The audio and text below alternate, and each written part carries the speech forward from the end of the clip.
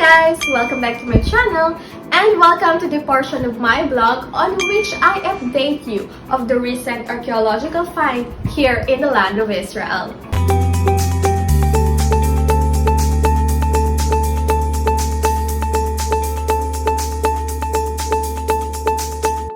One of the recent discoveries is the 5-letter inscription in 3,100 years ago that may contain the name of a biblical judge and who that judge may be. So let's go deeper and know more about this discovery. In 3,100 years ago, during the era of the biblical judges, an extremely rare 5-letter inscription discovered in the lush of Judean foothills could be a missing link in the development of the early alphabetic writing used during the 12th to 10th century BCE. That's a long time, guys. If correct, this would be a first hard evidence of a name from the biblical stories of the judges that is an artifact contemporary to the period. The painted pottery is dated by the archaeologists to 1100 BCE, which would make it prior to the formation of the biblical monarchy.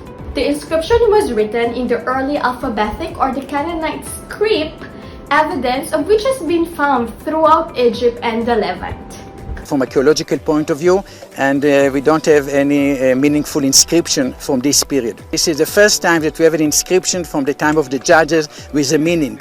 And in this case, even the same name appearing both on the inscription and in the biblical tradition.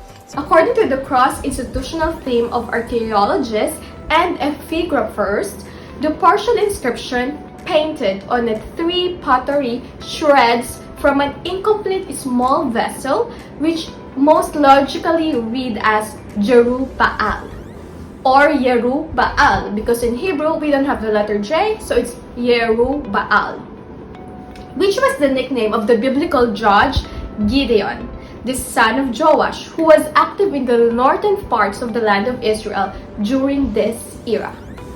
Wow, so interesting, right?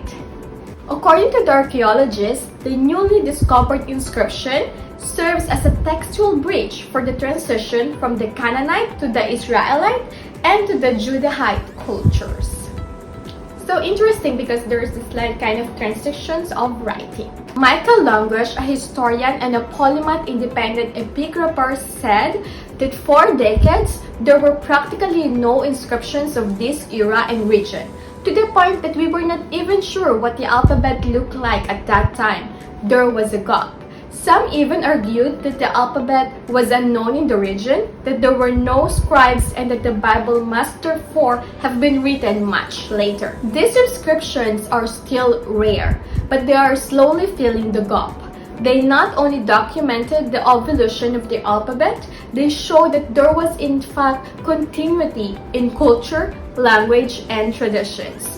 The implications for our understanding of the biblical history are vast and exciting. The inscription was discovered at Kirbet El Rai site, located between Kiryat Gat and Lachish, about 70 kilometers southwest of Jerusalem. Since 2015, the site has been excavated by the Hebrew University of Jerusalem and the Israel Antiquities Authority, and the site includes impressively large structures from the 12th, 11th, and the 10th century BCE.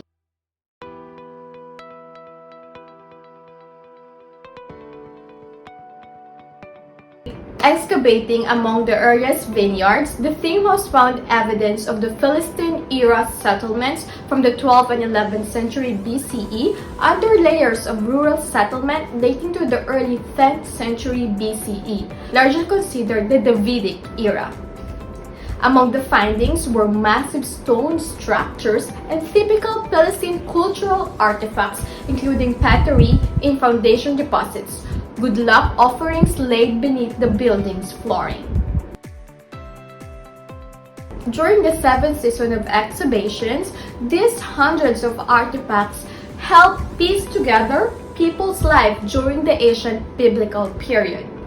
Among them is an unimaginable inscription which was found in one of the 20-story silos discovered at the site. So, what's in the name of this inscription that they found? It's so interesting. What is the meaning of that name and what's in the name? As tempting as it would be to connect the dots between the biblical judge Gideon and the name painted on this jug, the INSCRIBED archaeologists freely acknowledged in the press release that the name of a Judge Gideon ben Yoash was Jerubbaal. But we cannot tell whether he owned the vessel on which the inscription is written on ink. But to Garfinkel, that's not the relevant takeaway from this find. He emphasized that while it is thrilling and important to find hard evidence of a name included in the Bible, what is even more important is feeling what he called a missing link in the Canaanite script. He said that there have been examples discovered from the 14th, 13th, and the first half of the 12th century, but then there was a mysterious period of 150 years of no discovered inscriptions that connected between the Canaanite inscriptions and Judean script. This discovery, he said, would have been very important even if it was just letters without meaning.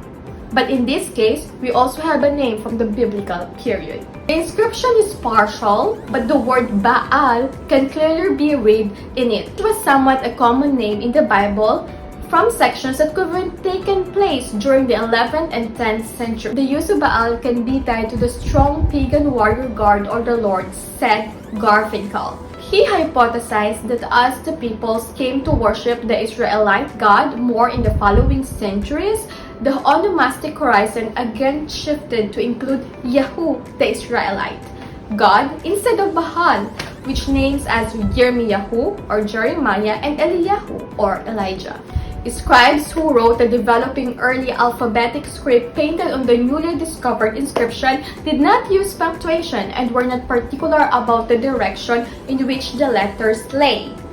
It is quite possible that letters came before and after the four clear letters found on the pottery, spelling Resh, Bet, Ayin, and Lamed, and the partial letter that has been identified by Ralston as Yod. Why this is so important? Because it was inked, and we have here 5 letters.